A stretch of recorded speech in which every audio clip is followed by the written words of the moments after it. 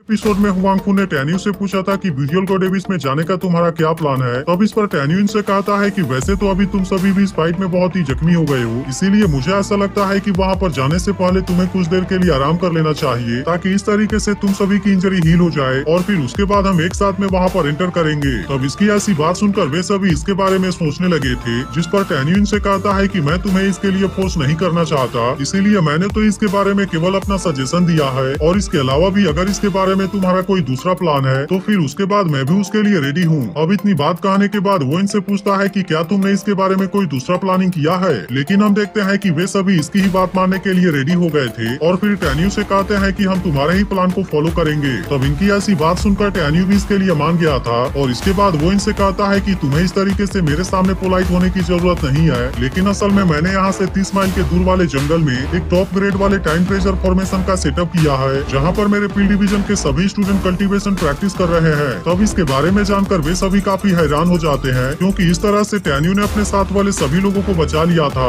इसके बाद वो इनसे कहता है कि अगर तुम चाहो तो तुम भी वहाँ पर मेरे साथ में चल सकते हो और फिर वहाँ पर तुम भी अपने इंजरी को हील कर पाओगे। तब इसके बारे में सुनकर हुआंगफू कहता है कि इसमें हैरानी की कोई बात नहीं है, क्योंकि मैं जब अपने सभी लोगों के साथ में इस तरफ आ रहा था तब रास्ते में मैंने फील्ड डिवीजन के बहुत ही कम स्टूडेंट को मरा हुआ पाया, और इसी बात से मुझे तो ऐसा लगता है कि तुमने इसके बारे में पहले से ही प्लानिंग कर लिया था। तब इस पर टैन्यू इनसे कहता है कि हम इसके बारे में बाद में बात करेंगे, और इसके बाद वो इनको यहाँ से चलने के लिए कहता है, जिसके बाद हम देखते हैं कि हुआंगफू ने अपने स्प्लिट बोर्ड को बाहर निकाल लिया था और फिर वे सभी इसके मदद से यहाँ से निकल जाते हैं। अब इसी तरह से वे सभी यहाँ से आगे बढ़ते हुए जंगल की तरफ जाने लगे थे, लेकिन तभी इसी बीच मिंगई की नजर जियान पर जाती है, जो कि किसी चीज के बारे में सोचकर काफी उदास हो गई थी, और इसीलिए इस बात से मिंगई को भी उसके बारे में चिंता होने लगती है। जिसके बाद हम देखते हैं कि मिंगई इसके बारे में बात करने के लिए टैन्यू के पास में आती है और फिर उससे कहती है कि वैसे तो अभी काफी टाइम हो गया, लेकिन अभी तक भी हमें 5 सोल डिवीजन के बारे में कुछ भी पता नहीं चला, जिसके वजह से मैं भी इसके बारे में सोचकर परेशान होने लगी हूँ, और इसके अलावा जियान तो इसके बारे में सोचकर काफी उदास हो गई है। इसके बाद मिंगई टैन्यू से कहती है कि क्या तुम उसे जाकर कुछ समझाओगे। तब इसकी बात सुनकर टैन्यू भी इसके लिए मान गया था और वो जियान को समझाने के लिए तुरंत उसके पास में आता है और उससे कहता है कि तुम इसके बारे में सोचकर ज्यादा परेशान ना हो। लेकिन अब इसकी ऐसी बात सुनकर जियान और भी ज्यादा इमोशनल हो जाती है और फिर टैन्यू को अपने गले से लगाते हुए कहती है कि मैं इसके बारे में जानती हूँ कि तुम 5 सोल डिवीजन के स्टूडेंट को बिल्कुल भी पसंद नहीं करते, लेकिन आखिरकार वे सभी तो मेरे क्लासमेट हैं, जिसके वजह से मुझे उनके बारे में चिंता हो रही है। और फिर वो रोते हुए कहती है कि कहीं उनके साथ में कुछ हो तो नहीं गया। इसके बारे में सुनकर टैन्यू से कहता है कि अगर तुम्हें रोना है तो रो लो, क्योंकि इस तरह से तुम्हारा मन हल्का हो जाएगा। जिसके बाद हम देखते हैं कि जियान टैन्यू के गले से लगकर रोने लगती है और वहीं मिंगई दूर से खड़ी होकर सारी चीजें देख रही थी। और तभी इसी वक्त टैन्यू अपने और जियान के चारों तरफ एक बैरियर को क्रिएट कर देता है, क्योंकि वो इसके साथ में किसी चीज के बारे में अकेले में बात करना चाहता था। और इसके बाद वो जियान से पूछता है कि क्या तुमने रिइंकार्नेशन के बारे में सुना है। तब इस पर जियान भी उससे कहती है कि हाँ, मैंने तो इसके बारे में सुना है और ऐसा कहा जाता है कि वे सभी इल्यूजरी लीजेंड्स हैं। लेकिन इस पर टैन्यू उससे कहता है कि यह बात पूरी तरह से सही नहीं है और सभी लीजेंड इल्यूजरी नहीं होते। तब इसकी ऐसी बात सुनकर जियान हैरान हो जाती है और फिर वो टैन्यू से कहती है कि आखिर तुम कहना क्या चाहते हो और कहीं ऐसा तो नहीं कि तुम भी रिइंकार्नेशन हो। तब इस पर टैन्यू से कहता है कि हाँ, तुमने इसके बारे में बिल्कुल सही समझा, लेकिन असल में मुझे ऐसा किसी के द्वारा कर्ज दिया गया था। जिसके बाद हम देखते हैं कि इसके बारे में जानकर जियान काफी उदास हो जाती है, क्योंकि उसे टैन्यू के इस सीक्रेट के बारे में आज पहली बार पता चला था। वहीं उधर मिंगई दूर खड़ी होकर ये सारी चीजें देख रही होती है और वो समझ जाती है कि टैन्यू ने उसे अपने बारे में बता दिया है। इसके बाद हम देखते हैं कि जियान को भी इसके सीक्रेट के बारे में पता चल गया था, जिसके बारे में जानकर वो भी काफी इमोशनल हो जाती है और फिर वो टैन्यू से पूछती है कि क्या सियाओ और मिंगई को भी इसके बारे में पता है। तब इस पर टैन्यू से कहता है कि हाँ, उनको भी इसके बारे में पता है,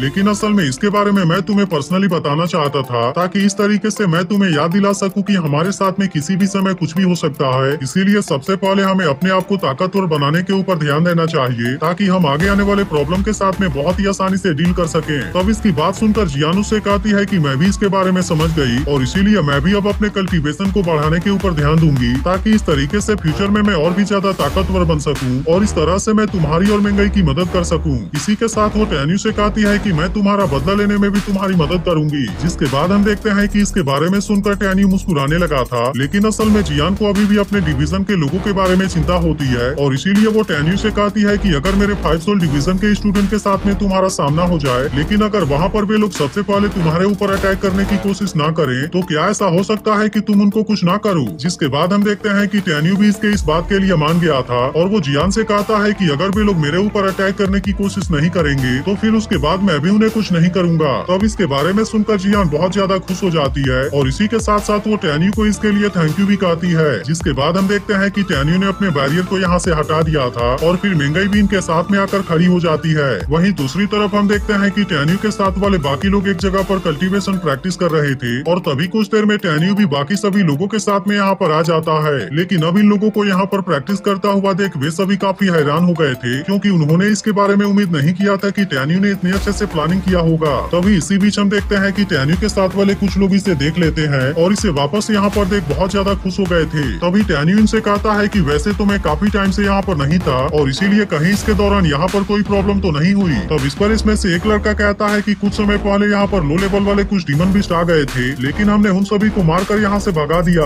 तब इसके बारे में जानकर टैन्यू काफी खुश हो जाता है। जिसके बाद उसमें से दूसरा लड़का टैन्यू से पूछता है कि क्या आपने eternal immortal sector divine soul immortal palace के लोगों का सफाया कर दिया। तब इसकी बात सुनकर लुइन से कहता है कि तुम इसके बारे में चिंता ना करो, क्योंकि हमने यूकिन और रुयान को छोड़कर बाकी सभी लोगों को मार दिया है। तब इसके बारे में जानकर वे तीनों काफी हैरान हो जाते हैं और इसी के साथ साथ वो बाकी डिवीजन के स्टूडेंट को भी एक साथ में देख हैरान हो गए थे। तभी टैन्यू इनसे कहता है कि अब तुम यहाँ पर अपने लिए किसी भी जगह को ले सकते हो और वहाँ पर तुम आराम से बैठकर प्रैक्टिस भी कर पाओगे और इस तरह से तुम्हारी इंजरी हील भी हो जाएगी। इसके बाद वो आगे इनसे कहता है कि जैसे ही तुम सभी यहाँ से जाने के लिए रेडी हो जाओगे तब उसके बाद मैं तुम सभी को एक साथ में इकट्ठा कर लूंगा और फिर इस तरह से हम एक साथ में ब्यूरियल गॉड एबिस के अंदर एंटर करेंगे। तब इसकी बात मानकर वे सभी लोग अलग अलग जगह पर चले जाते हैं। इसके बाद टैन्यू अपने तीनों लोगों से कहता है कि मैं भी अब कुछ समय के लिए प्रैक्टिस करना चाहता हूँ और इसीलिए मैं चाहता हूँ कि तुम फिर से इतने समय तक इसे प्रोटेक्ट करो और अगर इसके दौरान यहाँ पर कोई भी प्रॉब्लम हो जाए तब उसके बाद इसके बारे में तुम मुझे जरूर बता देना। जिसके बाद हम देखते हैं कि वे तीनों इसकी बात मानकर यहाँ से चले जाते हैं और फिर टैन्यू भी एक जगह पर बैठकर प्रैक्टिस करने लगा था। जिसके दौरान हम देखते हैं कि वो अपने पास वाले सभी फ्लेम का यूज कर रहा था, इसीलिए वो जैसे ही इसका यूज करके कुछ टाइम के लिए कल्टीवेशन प्रैक्टिस करता है वो इसे एडवांस करने में कामयाब हो जाता है। जिसके बाद हम देखते हैं कि इस बात से टैन्यू काफी खुश हो गया था और फिर एपिसोड यहीं पर एंड हो जाता।